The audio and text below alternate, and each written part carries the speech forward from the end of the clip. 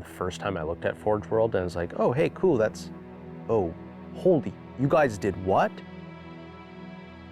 There's just way too much. You can't keep it all in your head at once. It was so beyond our production capability. We were just like, that's crazy. We can't do that. I couldn't stop the artist who started creating it.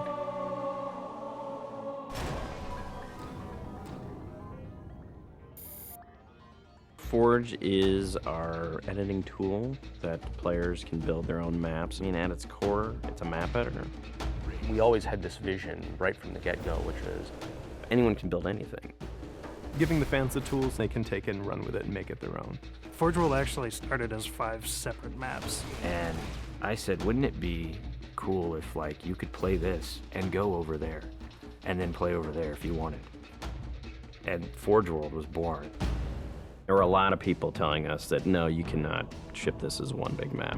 We have this awesome new automatically generated LOD system called impostering that makes objects that are really far away really cheap to draw. We're pushing what we can do with the Forge budget, so that lets us have many more objects up on the screen at once, which lets us put more objects into Forge.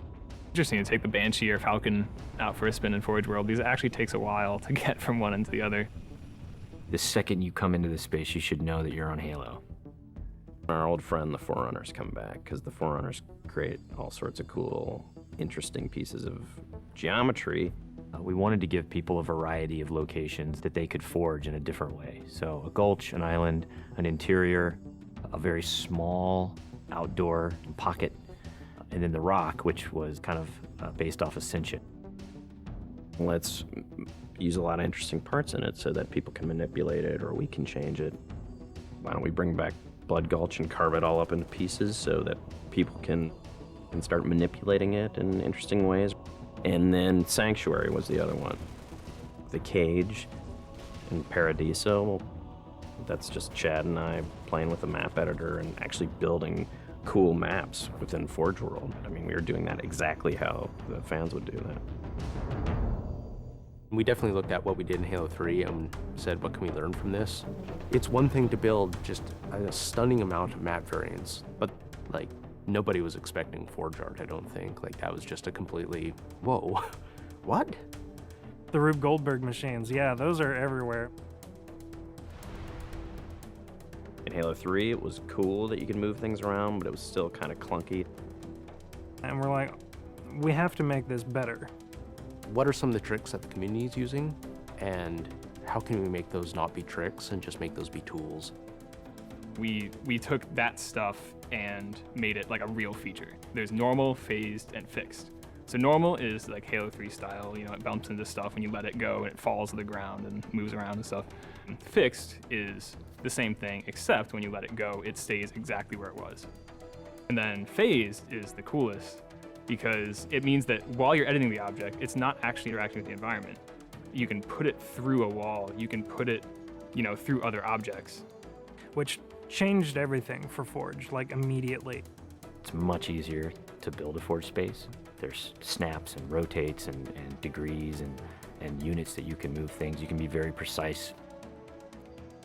The camera controls, it's actually really good for object placement because like little touches on the stick don't translate into really sudden jumpy movements. And then we also have a fine editing mode. You click the stick in and then your camera starts moving very slowly. You're not spending like 3 hours trying to get one block to line up directly to 3 other blocks. You can select individual objects and say, get rid of all the objects of this type. So if you're trying to get rid of all the spawn points on a map because you want to go and replace all the spawn points, you can do that.